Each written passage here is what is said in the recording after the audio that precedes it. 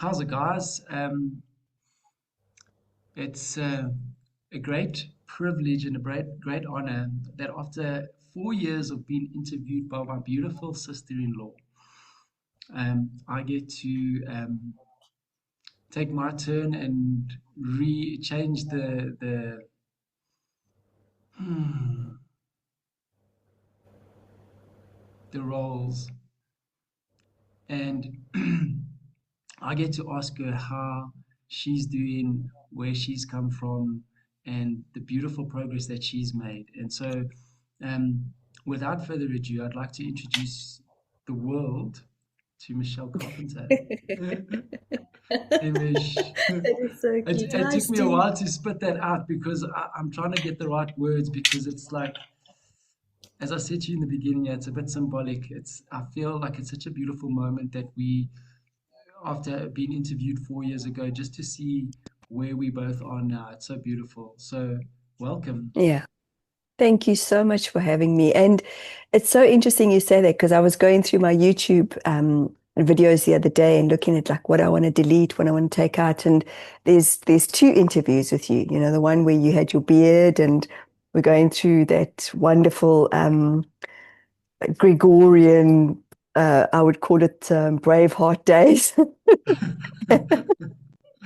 Yeah. Like, it actually is quite like two very different people. Yes. And what I love is how much hack can happen in such a short space and time, because 4 years is nothing in the bigger scheme of things. Mm. It isn't. When you're going through that, it's a different feeling. When you're looking at it from this perspective, it's like, oh, wow, that's gone so quick. But when you're there, it's like, eh. Yo. So true. It's like that rock and like that. It's just like it feels rocky at times, hey, when we're so in it. And you've had an incredible, exceptional journey. I mean, so have you. And I've been fortunate enough to witness a very large portion of it, not all of it, but a very large portion of it. And um, whether you know, I think I've told you on numerous occasions prior to this, but whether you know the depth or not, you have been a great inspiration for me. You know, Wow. one of the things, and we've spoken about this before as well, that really stick in my mind was well, first of all, throughout my journey, you were always there. You were always trying to help, whether I was resisting you or not. It didn't make a difference. You would always show up and try and find some sort of solution, and that I'll always be grateful for. But Thank you. one of the things that sticks out in my mind the most was you guys had just moved to New Zealand, and you were also just in quite a hectic time of your journey. You were just learning about yourself, and you've come into this new country. You'd been working jobs that were really not something that you would normally do. Um, and you were out at a yoga studio handing out pamphlets with this absolute belief and this thick skin that what I'm going to be doing, I believe in it, and I am there and I'm handing these things out. And I still remember thinking at that time, because I was in a very low place, and I kept thinking to myself, wow, this woman has courage. And Mm. I often draw on that time for myself, like when I'm going into places of fear and I need to step into that fear. I'm like, okay, well, if Michelle can go hand out pamphlets at a freaking yoga studio, I can do this. And so thank you. Um, Oh gosh, wow. And thank you for reminding me about that. You reminded me, I don't know, like over a year or two ago. And it's really hard when you are rejected and people don't give you two seconds, let alone what you're hoping for, which, the woman had said, oh, no problem, come and have a chat, about what your weekend's about. And people are, we all do it like begrudgingly, like, okay, let me just take it so this woman doesn't say anything or look me in the eyes or connect or whatever. But I remember climbing in the car and just sobbing and mm, thinking, wow, wow. But it's part of my rejection wound. mm, And every time I've been rejected or had moments of rejection, and there's been plenty, uh, I used to have a big kind of like, oh, I can show you, I'm gonna step up. But now it's just I go into the softening of, okay, it's all okay. And it's gotten less and less and less. So when you reminded me of that, I think that when you're so in it and the determination of wanting to make something, and I think this is the conundrum sometimes, but the challenge is when we're stepping into the spiritual awakening, whatever that means, because it's different for so many people, and coming to New Zealand was such a catalyst for change for me because I fell to pieces when I first came here. Mm. And I was severely depressed. And I just one day sat and I just thought, I can reinvent myself. And how do I do that? But it's a lonely journey, as you know. It's a flippin' lonely journey, when you're not having the support of who you presume or assume or have been told that people will show up for you. And I was. It took me a long time to kind of really, that saying, fake it till you make it, is so evident with me sitting here. Well, Mish, like we can sit here and we can chat about this, and you can talk about the rejection of the woman at the yoga studio. But I know because of my journey, and I'm sure, well, let me know if this resonates, but it's not only about that. That is the rejection in the normal world. Now, you're still going through this awakening, and you are discovering these things about yourself and these offerings that you want to give to the world.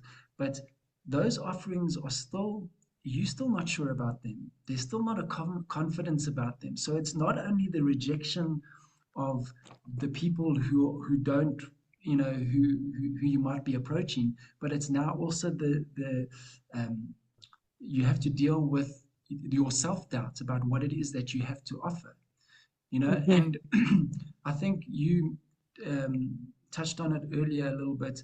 It's all about these deep wounds of this need for validation, or this need to be wanted from an external source. And the more that you move through this journey of yours, or the more we move through this journey of ours, we start to get that approval and that love from ourselves. So it's no longer seeked in the external world. Um, and then that is what um, brings you into your power and is so magnetic for other people to see. And so that Mm, is what I was seeing. It was like, in spite of this fear that I have for what I'm doing, I'm going to move through it anyway. And mm, that's a true warrior. mm. Oh, thank you, Steve. And gosh, man, there's so many moments like that. And there's been so many tears that I have sobbed my heart out, just questioning the why. Why am I doing this? What is this about? And yes, exactly that, like leaving behind so much in South Africa, coming to New Zealand, and then, the thought was, how do I reinvent myself? Oh, actually, I can, let me step into my gifts that I have. But the doubt just kept hindering me and like freaking giving me a snort clap every now and again. And then I was like, oh my God, there it is again. Like we're joking, like there's the ventriloquist, the critical voice. And I would say to my husband, if you think you've been critical towards me, you have no idea how hard I am in my own internal programming. So it really has been breaking down, but building up. That's how it's felt for me. The Yeah. breaking down of the old thoughts and becoming consciously aware of, there's that old thought again, but not stepping into, because I didn't understand like the patterns of life. I didn't understand um, there was so much that I didn't understand that I thought I did understand, but I thought I felt. But coming to New Zealand, and as you know, coming to visit us in Queenstown, there's these huge magnetic mountains. And I love how you said that. You said, you spoke magnetic, and there's these mountains that are just massive big crystals, and they're on top of us. And I just felt like I couldn't breathe. And unbeknownst to me, somebody had said to me, you do realize it's the vibration and there's vortexes. And so, of course, I would have felt like I was. Somebody said to me the one time I did an energy exchange, she was a coach, and she said, do you think you're depressed? Because I just sobbed. I just cried and cried and cried. And nobody had ever suggested to me, and so it was like almost 9 years into my own journey of being in South Africa and then coming here, but I wouldn't take it on. mm. I said, I don't know. Does this look like depression? I don't know. I'm still getting up in the morning. I'm brushing my teeth.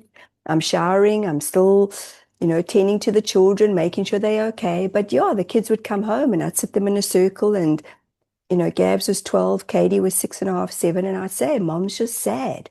Mm, And it's been a hard one because that doubt is next level when you become more and more aware of these patterns and of even the intergenerational patterns. And then, as the kids get older and you see them going through uh, their own life lessons, to become the observer is really, really, really for me the key to being really in the magic of our knowing, because it's so easy to step into that. Oh my God, I've got to feel guilty because I was crying mm, when somebody suggested I was depressed. But it really is just coming back into your knowing each and every time, because I love the work of so many people that I've read and listened to the CDs, Wayne Dyer, Louise Hay, Gabor Mate, Tony Robbins. There's so much out there that we can listen to and decide to take on what resonates for us. mm, And I think we're all warriors. I think we all have the innate qualities of we all have gifts. I really truly believe that no matter what we've been through in our life. And but it most certainly takes work. It takes work to dive deep into ourself and say, wow, well, how do I want to reinvent myself? Because it's mm, all very well me sitting in my therapy room and going, okay, I can reinvent myself. Woohoo! mm. Yeah, yeah, But then no, it's look, another thing, it takes walking work. the talk. Yeah, it But takes work. Yeah. you say now that we're all warriors, and you're absolutely right. I believe the same thing. And the way that I understand it is our end goal is to move into a unified uh, collective consciousness. And so then my only role becomes to be the best version of myself, right? Because the way that because we are all warriors, but sometimes it's nice to see somebody else doing it. It gives you the permission to do it yourself. So, for example, when I saw you doing that, that had such a huge effect on me. And there's probably a million of other things that you've done. There's things that we do every single day that we're not even aware of that affect people. And so, by Yeah. being that example, we give other people the permission, because I can sit here and I can tell people, you need to do this and you need to do that, but people don't listen. They they resonate with a particular frequency. And when you can be that frequency for them, then you don't have to tell them anything. Then it's magnetic. They want to be like that. How? They will start asking questions. How do I, oh, I've got to do this. Okay. But because that want and that desire to have what that person has is so strong, the work, it outweighs the difficulty of the work, and somehow the soul manages to push through. And so that is my understanding. And Ramdas is the one who said it so beautifully. He said, we're all just walking each other home. And there's no saving the world. The only way to save the world or to save anybody else is to save yourself. How do Mm. I love myself unconditionally? And that unconditional love for myself it's not just this avatar. It's understanding that the energy that animates this avatar is the same energy that animates your avatar and all the rest of the avatars. So, with that in mind, knowing that I am everybody, so I need to treat everybody the way that I would want to treat myself. And then love becomes the game. It's like, how can I love these people unconditionally in spite of what they're going through? Because when I understand that everybody is me, then I can have the perspective that if they are treating me in a certain way, it's only because they don't know who they are. It's an ignorance. And then from that space, I can have compassion. I don't have to Mm, like what they're doing, but I can have compassion and go, okay, well, this person's asleep. I send them love, and I know that they'll be, their higher self knows exactly where they are on their journey, and I send them love. mm. And you've hit on so many points there, but for me, the hardest thing was learning to love myself. Mm, It's always been so easy to give the love to everyone else. And even earlier on, you spoke about, seeking the acknowledgement. And it has been very much a part of that building up of myself. And especially because in my healing work and the abilities that I have, it's such a different way of seeking the acknowledgement, but also just standing and going, wow, having these moments of amazingness because my spirit team are showing up and they mm, and they're delivering something that is way beyond I could have ever have comprehended. And and it really is a choice. It's a choice in life. So, you know, I played the victim role for such a long time. And even yesterday I caught myself. I was speaking to a friend and she's 75 and she said, Mish, how are you doing? So I said, oh, up and down. And she said, what do you mean up and down? And I just went, oh, actually, and I caught myself because for me, that's going into victimhood very quickly. mm, What was interesting for me is that somebody was phoning me and I said, look, I need to take the call. And she said, no problem. And I phoned her back and then I said to her, I'm going to re-say that. You asked me how I am. I said, I'm mostly good.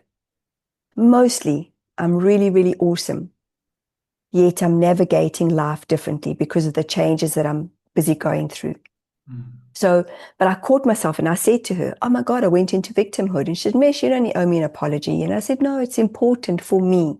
mm, And to go back to self-love, I've seen it. I had a gentleman client yesterday and I said, do you love yourself? And he looked at me, he said, where do I even start? mm, How do you even start that question? And I know when I used to go to gatherings, get-togethers, and you've got somebody on the stage with a mic and they're like, hey, hey, we love you. Woo-hoo. Do you love you? Just tell yourself you love you. And you're like, huh? mm. Deer in the headlights. What do you mean? What is that? Like, how do you know? Where does it Yeah, even start, self-love?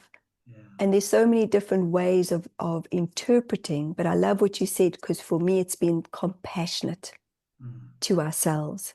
For me, that is the biggest thing is being compassionate, even in the hardest of hard times or in that harsh, critical voice or the person who steps into an old way of controlling.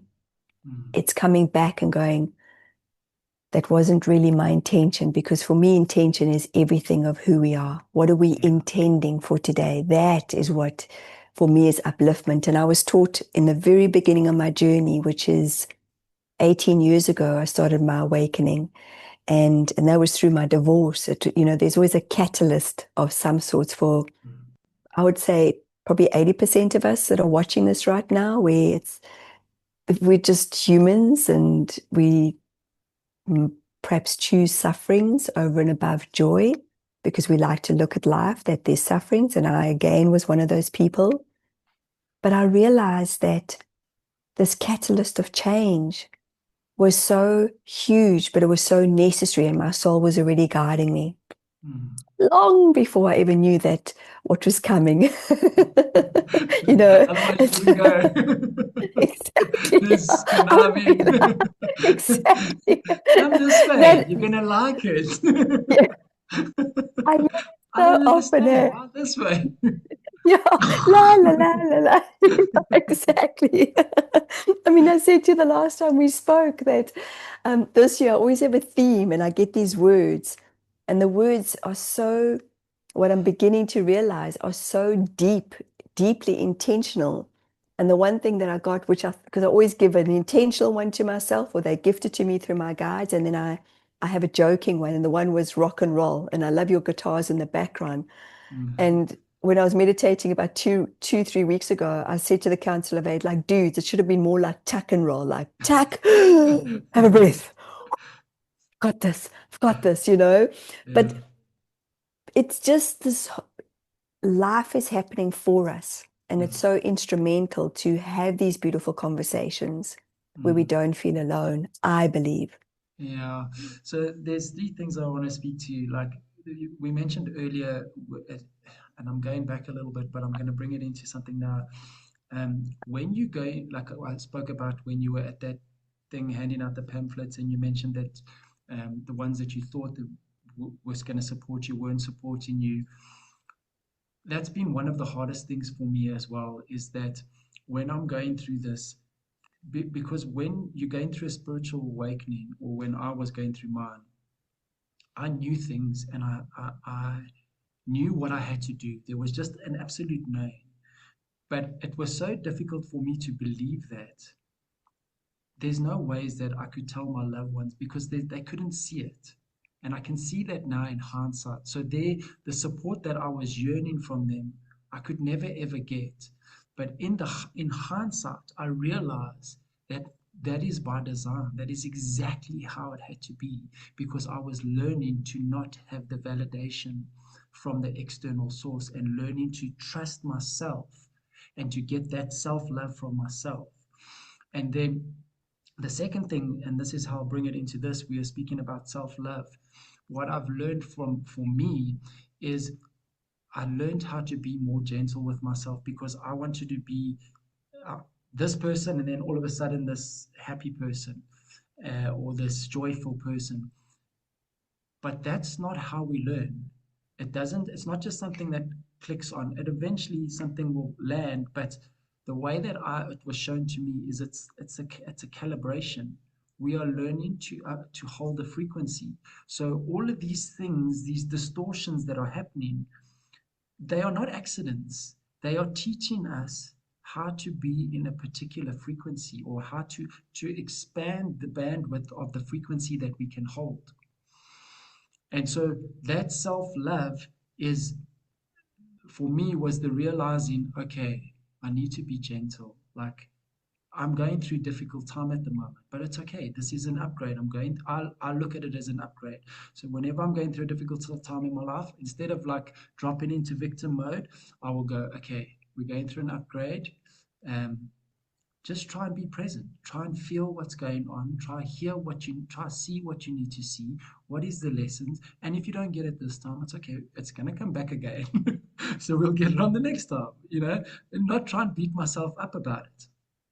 Yeah. And then the last thing that I wanted to add to that was another thing that I've discovered about self-love that is extremely important. You mentioned intention, which is very, very important. You need to have, what is it that you want to be?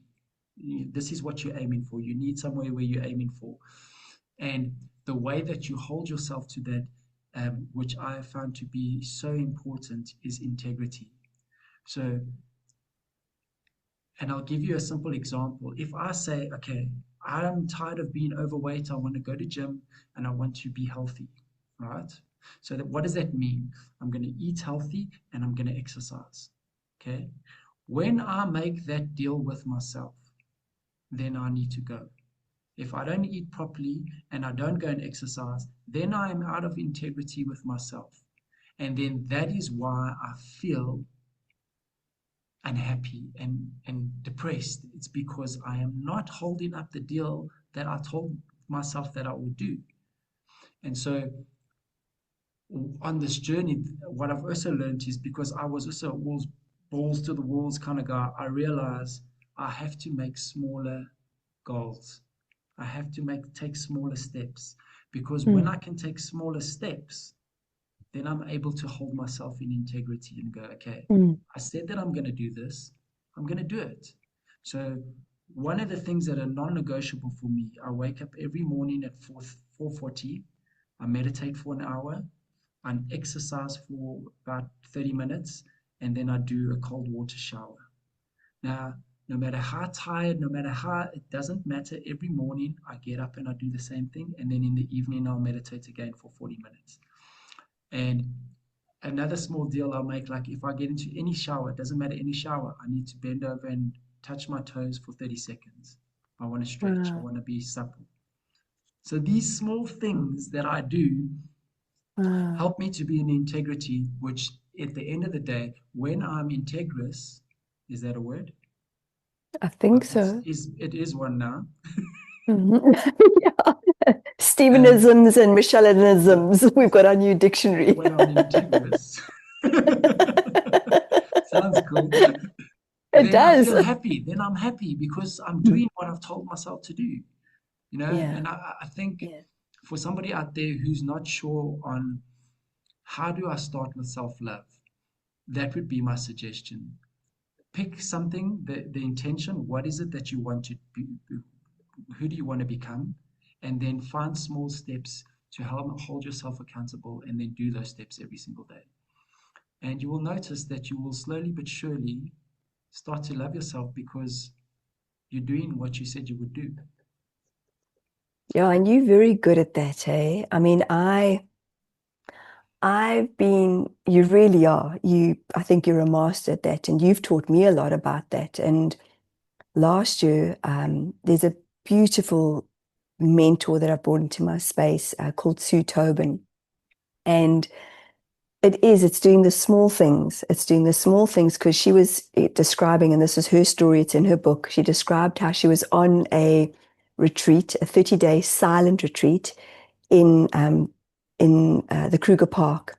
And they weren't allowed eye contact. They weren't allowed, like when they were in the kitchen, apparently, they had to pass the dishes to each other. Start off with like 30 odd people and they ended off with like 10 after this 30 days. I mean, the very thing we taught is connection. The Mm, very thing we're taught. So we're taught eye to eye. And unless, I suppose, if you come in with a sense that isn't working, your eyes or your ears or whatever, you have to develop the other senses. And Sue has got a fabulous, fabulous sense of humor like me. It's quite on the dark side, but she says it was quite funny. Yeah, they are driving back to Joburg International to catch flights, and the vehicle breaks down.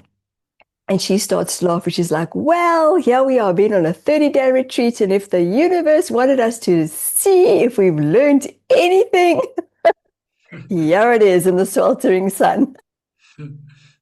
And she said it was interesting because people started to panic. I got to catch a flight. The fear kicked in mm, immediately.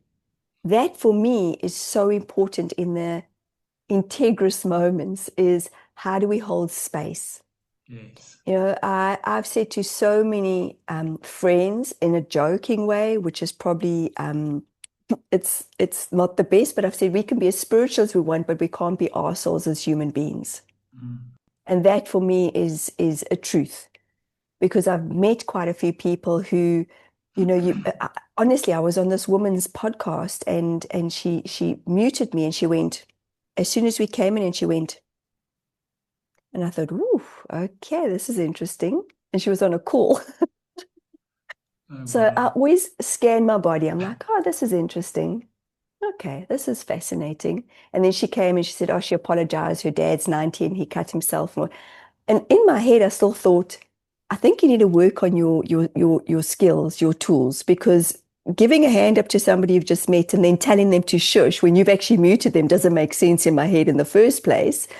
But I was like, wow, like that's not a great introduction, in my opinion.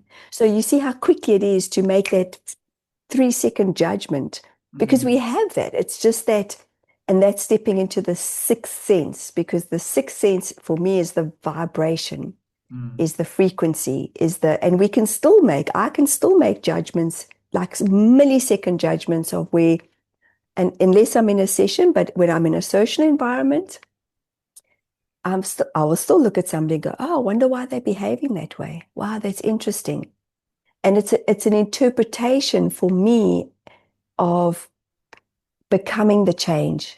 Because it might sound like I'm looking at somebody, but I'm asking myself in that moment, wow, I wonder why they would behave that way. mm. Would it be, Out of and it could be curiosity. something extreme. It could be something where, mother shouting at her kids or whatever. And so there are moments where it's I can be pulled in sometimes energetically, even physically I've been pulled in, and other times it's coming back into ourselves. And that for me is the mastery, Mm, is just coming back into our knowing, like you said. Because self-love or love is unconditional love only is. It's mm. nothing more than that, nothing less than that. Well, if you take unconditional love, and another way to put that is complete acceptance. And so that is what I believe we are training our nervous systems to be in our natural state, which is unconditional love, or another way to put it is complete acceptance. So that when whatever happens in your reality, there's no judgment, there's an acceptance first, and then a curiosity second. Because um, and and and because of the way we've been conditioned, our nervous system is in a reactive state. So it's always reacting. It wants to judge. It wants to do Yeah. that. And the Yeah. more, and that's what I was talking about, the calibration. The more you can sit still and not react, be in a state of non-reaction, the more when you don't, when you react, you're reacting to the first thought that comes into your mind. When you can create a space of non-reaction or acceptance, and you surrender that first thought, a higher frequency thought will be now become available to you. And now from that space, instead of reacting, you can now respond. And Mm. I can't remember the example you used with a woman on the call. Had you like gone in and wow, what the hell, that's so rude, you would have looked like a bit of a fool because her father just 100%. cut himself. But because you Yeah. had that space and you surrendered the um, the judgment or whatever the first option was, you got to see what the truth, the real truth was. And now you're like, oh gosh, thank goodness I did that because, that would have been a bad move. And I think that's the process that we are moving through, learning to be in acceptance because we all think we know what other people are experiencing, but the reality is we have no idea. What we think they are experiencing and what we are thinking is what we are creating in our reality. And that's why we have all the power. Because if we want to change the world, all we have to do is change the narrative that's happening in our head, whether it's about ourselves, whether it's about somebody else, doesn't matter. That story that's running on a loop in our heads is our reality. So if we want a more beautiful reality, that's all you got to change. And everything in your reality will shift to be that. Absolutely. But I'm going to take it one step deeper than that. For me, it's about the heart's resonance. Mm, Because the more we become consciously aware of those thoughts, but we tap in and we step into what our heart aligns with, that for me is pure vibration. And it's just my own, um, it's my absolute knowing of how I've had my spirit team show up for me, mm, loved ones show up for me, um, but over and above all, just feeling that pulsation of a heart. And I always give the example of a baby. And, we don't have to tell our babies or our mothers didn't tell us how to grow inside the womb. We just came from this incredible knowing. And, if you just think of the pulse of for me, that's pure light, the pulse of the umbilical cord. mm. And, it's a pulsation and it's, we're in water and then we come in and we're a body of water. So everything is always in flow unless we choose to think that it's not. Yes. And that's So, been my biggest learning. Yes. yes. So that process that I'm talking about, the narrative in your head, it's directly linked to the ability to surrender, the one that I was talking about previously to that. Because when I can surrender whatever the narrative is in my head, the higher frequency, this is the heart that you're talking about. When I surrender the one that is not serving me and the other one comes available, that is coming from my heart. What is it that actually I am looking to bring to this world? And Yeah. the more I surrender that and follow this, that's what I create in my reality. Yeah. Yeah. And you know what, Steve, there's so many things that are so complicated in life. And um, I think so often we can see life in suffering. And I'm just as and when I know within my own knowing, and I use the example of children.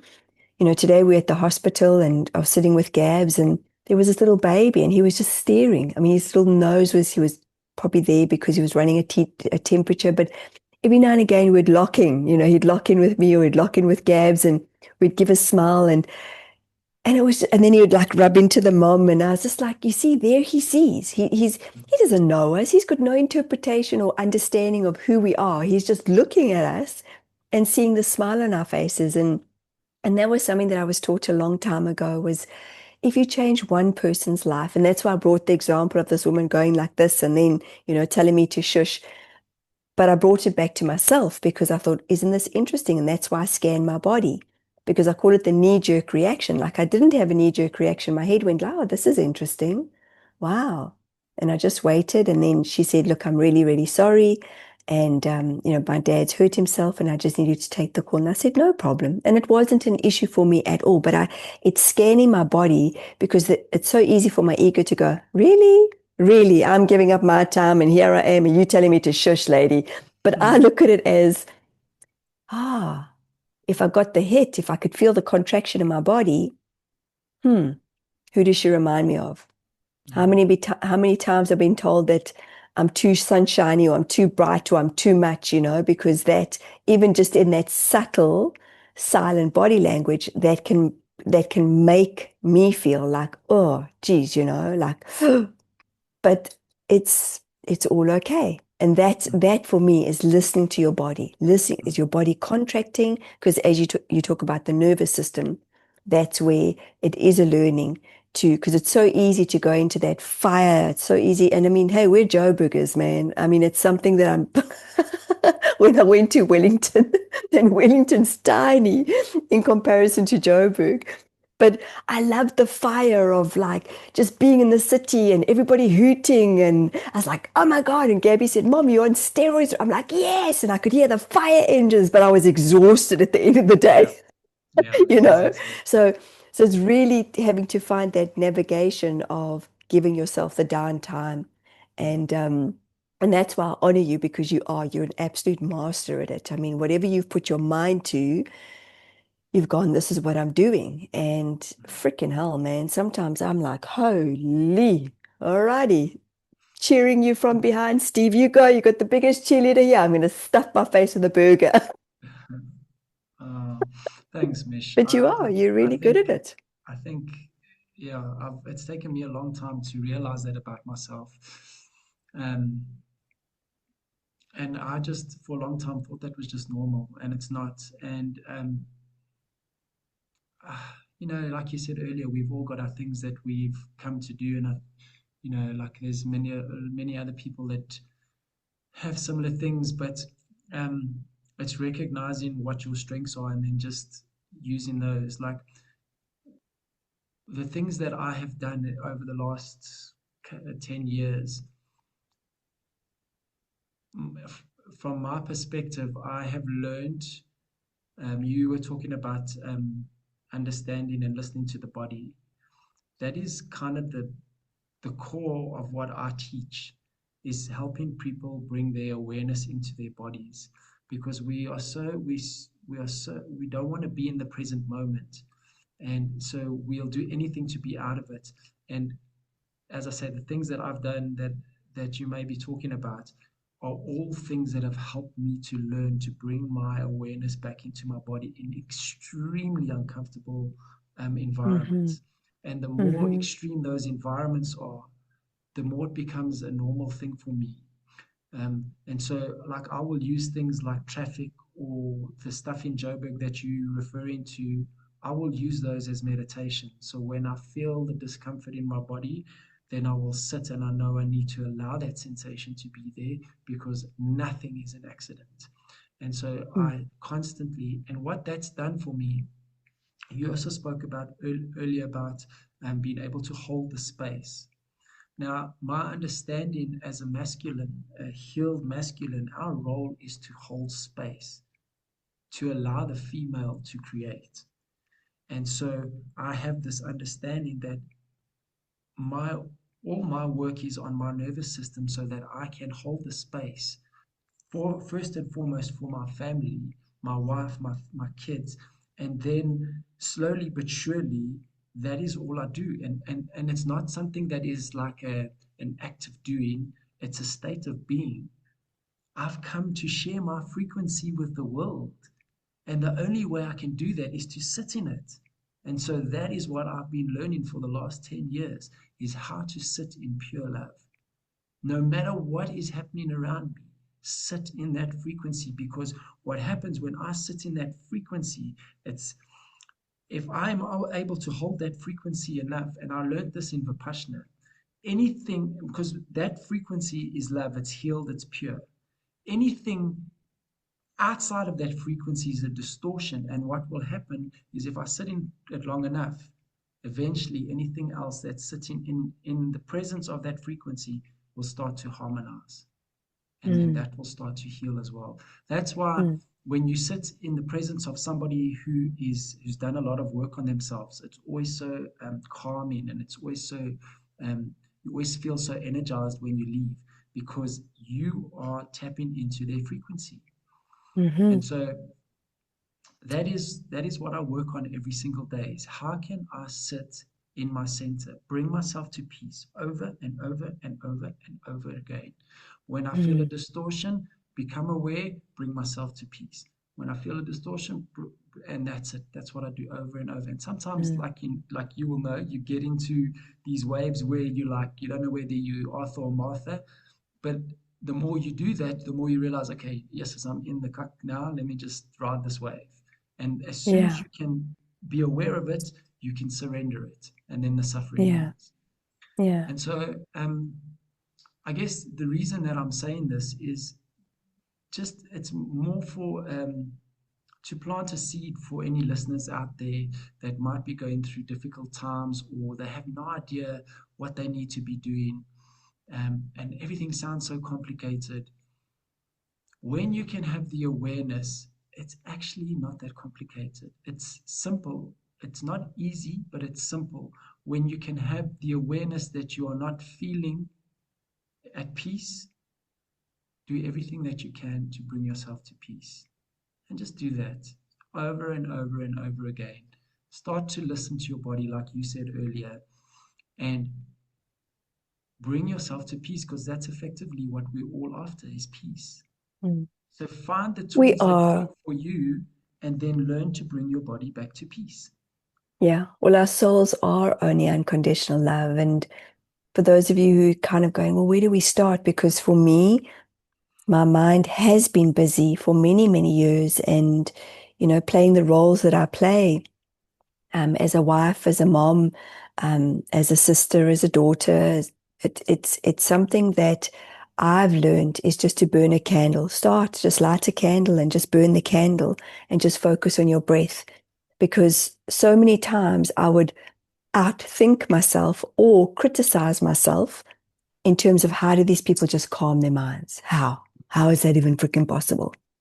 And cold plunging, which I know that you used to do down in Cape Town too. The first time, nobody prepared me for cold plunging. I didn't prepare myself actually, so I'll take responsibility for that. But there was a big crowd and there was a TV camera, and this guy was doing an incredible job called Me versus Me, mental exhaustion versus mental exhilaration. Freaking first time in winter, okay, like beanie off, freaking scarves, everything. And I could already feel my inner child going like, whew, this is uncomfortable, man. Because I'm pretty sensitive to vibration. And then I was like, okay, little Mesh, it's okay, you've got this. Well, do I not just go into, I was the last one to go into the ocean because I took the time, took my thought somewhere. I thought, the longer I take, the more it's not going to be so bad. It's just going to be awesome. And then I watched everybody go in, and this was probably a group of 40, 50 people.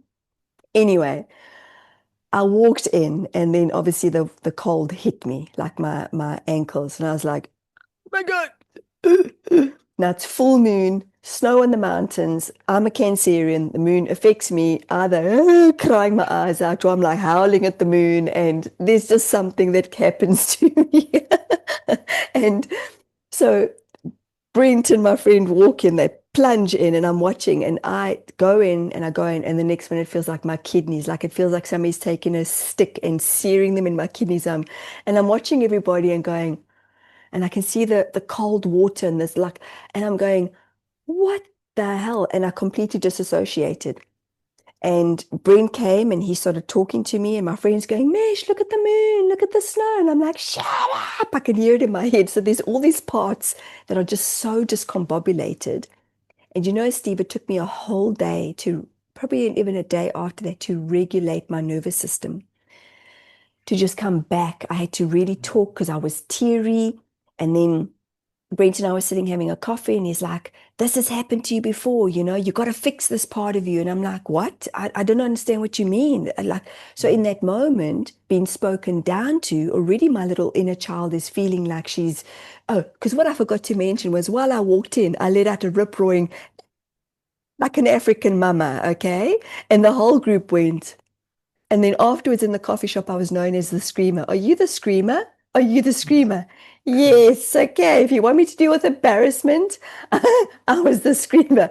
It just came out. I just felt the effect of everybody. And it was kind of like my body needed to let this ripple out. But then the shame and the embarrassment after that, and plus disassociating. So it's so important, I think, that people who, because it's great to go, okay, we can take a big breath, and we have the ability to come into peace. Not all the time. I still have moments where I'm like, oh, okay, okay, Michelle, you know it, but I've got to find a space in myself, no matter what's going on around me. Because it's easy to go into a quiet room. It's easy to come into my therapy room. It's easy to go into nature because that can just bring a calming very quickly. But when you've got stuff happening around you with kids, and you're just having to self-regulate, because that's something, Steve, that I most certainly wasn't taught as a kid. I was on somebody else's podcast, and I was sharing how my mom used to pull my hair, and I started to cry, and she, sit still, Michelle, sit still. And I, what do you mean sit still? Mom, you're rooking my hair, and I'm trying to tell you it's sore. And the gentleman was very kind. He held space for me, as you were sharing earlier on. And it was in that moment, it was another release. And that for me is so important, to have people come and show up in our journeys, that get us, that see us, and that can help us heal that inner child. Because it's our inner children who truly want to be seen. It's our inner children who don't want, most certainly, my inner child doesn't want to be shut down anymore. And she can be off the wall, like off the charts, because I live and I've come to realize that I love being out there in the field because it is peaceful.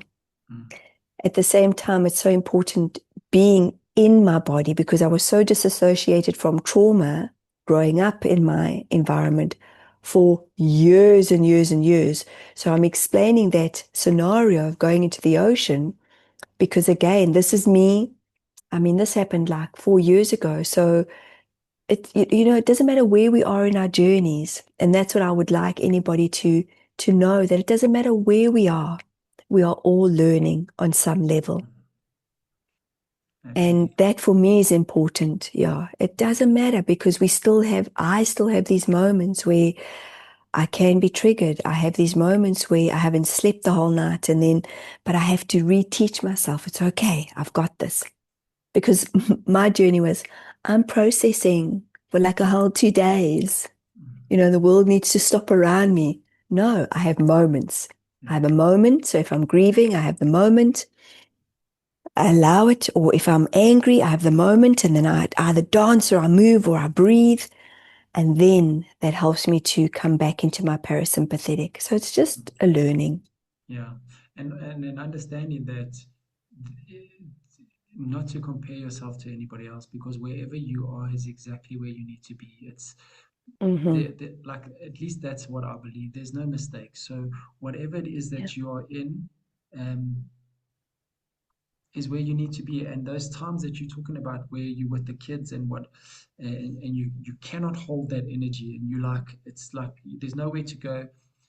I believe that that is intentional. It is exactly so. It's like, imagine if you're wearing a new pair of like leather shoes, and you're putting them on, and you need to stretch them. So those times when it's stretching your nervous system, there's no ways that you can hold that energy, but it's bringing you into that thing so that the next time that you come, maybe you can hold it a little bit more. Mm, And then maybe you mm, can hold it a little bit more until mm. that's the calibration I was talking about, until eventually I can hold it now. I'm now aware I can do this or I can do that. But in the beginning, it's just like you just got to go through it. It's just where you are. Yeah, And the key is to have that understanding that, okay, I'm where I am. Just be gentle. Next time I'll do better, or next time this is what I need to do. And then drop the shame and guilt and just clock what you need to do the next time and move forward. yeah. And that's shifting our vibration as you know, as much as we're shifting that space within and we're giving our body space, that for me is where we start to become more and more attuned, Mm, consciously aware. And you and I have joked about it that sometimes it's like, really? Like, this is what we've chosen, you know? But then somebody called me out the once and she said, well, it sounds like you're a bit of resistance there, Michelle. I was like, okay, I've just been called out on my own shit, you know? uh-huh. Um, yeah, yeah. Um, but it really, really, really, like when I let go of I've got to do it this way, and I've got to do it that way, and I've got to do it that way, because even that was pressure for me. When I just came into my own and again just came from a space of love and in being intentional, something today was so beautiful, like how the synchronicity happened. There was a doctor, we were sitting at A&E, and she opened the door and she was greeting somebody with a big smile. And I said to the universe in that moment, that's the doctor that we want to have. And then I let it go. And then she did. She called Gabby's name and she had a big smile and we just connected. She was just a beautiful, beautiful woman. We walked into her office and there she had essential oils on her desk. And I was like, you know, in that moment, my little ego is going, she's one of us, you know, like, I mean, even though it Told doesn't you. matter. Yeah. But she saw us, you know, she took the time. But just that, Steve, no matter what day she was having, she took the time to open the door and give us a big smile. Yeah. And that for me is something so simple that can be life-changing to a person. You just never know when you give them a second of your time or a minute of your time, say thank you to the barista and connect with the barista, Mm, you know, because they're busy and they keep going, but you say thank you. You look at them and they might be like, yeah, thank you, blah, blah, blah, you know, but you never know how that ripple, that mm, vibration will carry through for the rest of the day.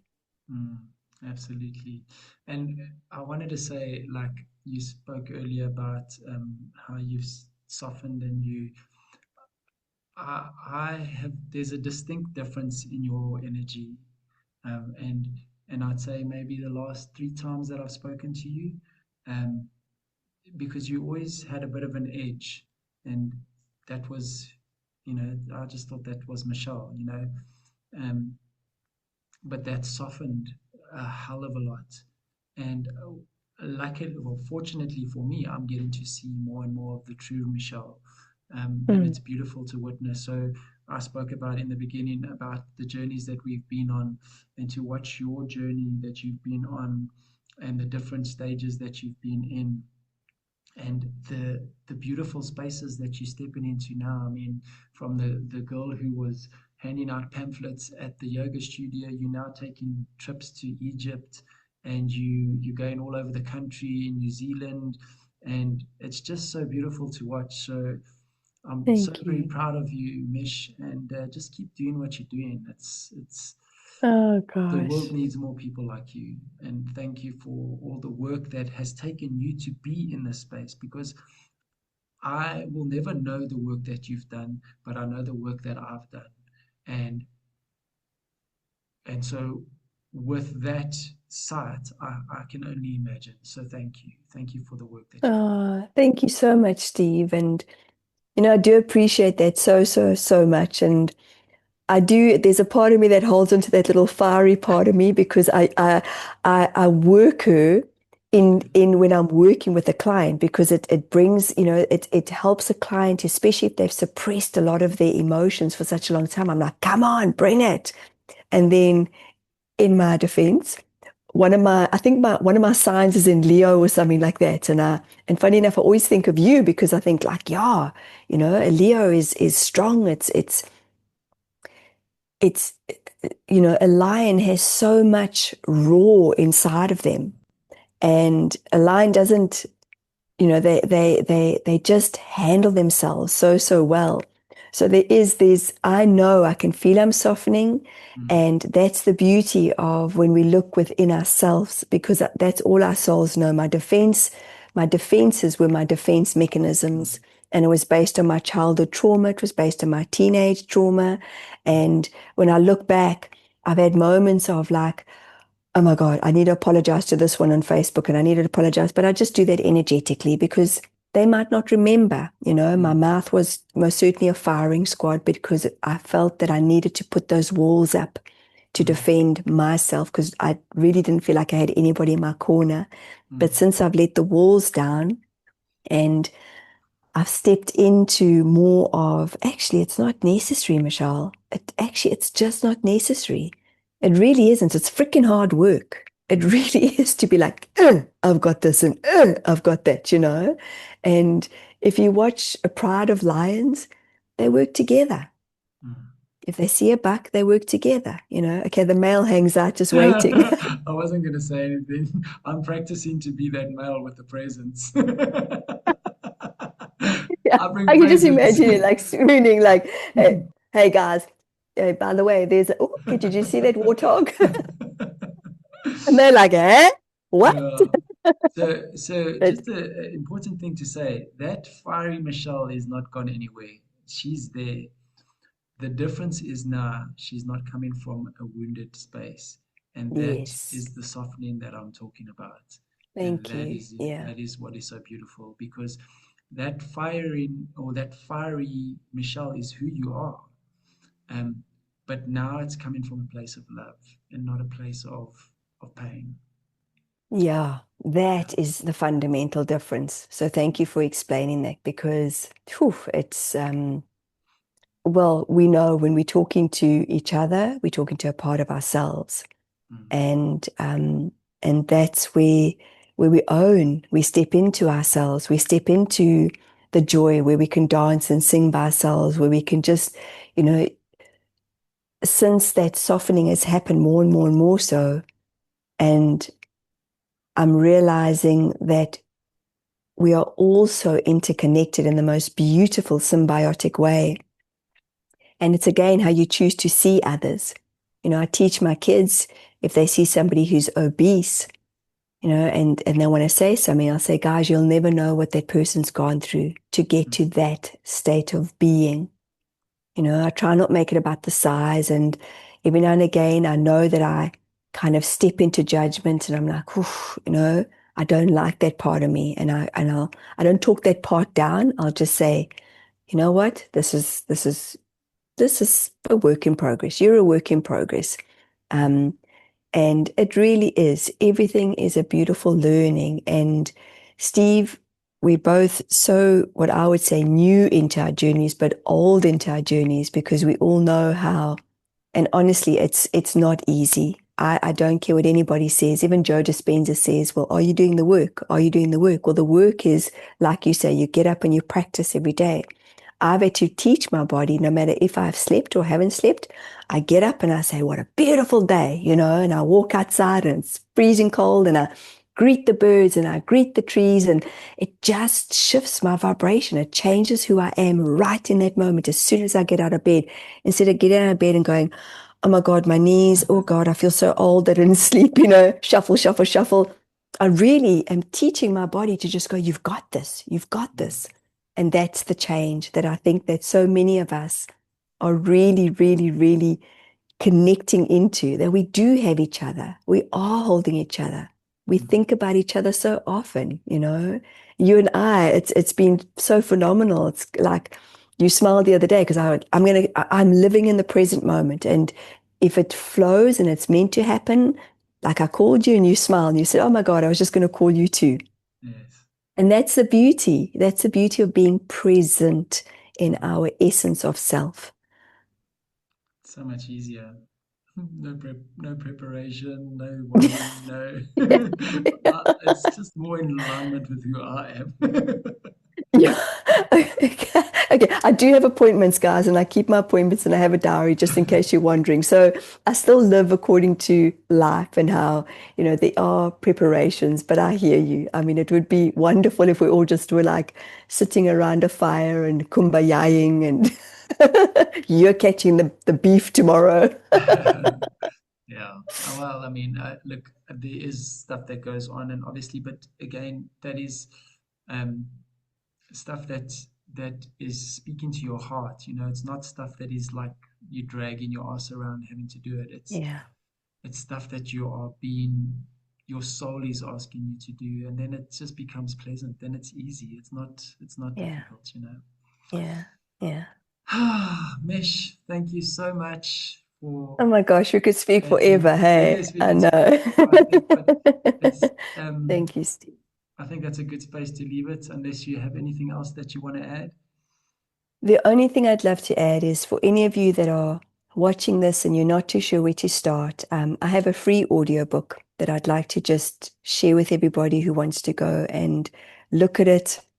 It really is kind of just like we're holding each other's hands along the way because it teaches you about soul contracts, it teaches you about Akashic records, me being a spiritual medium, and what our awakening is all about.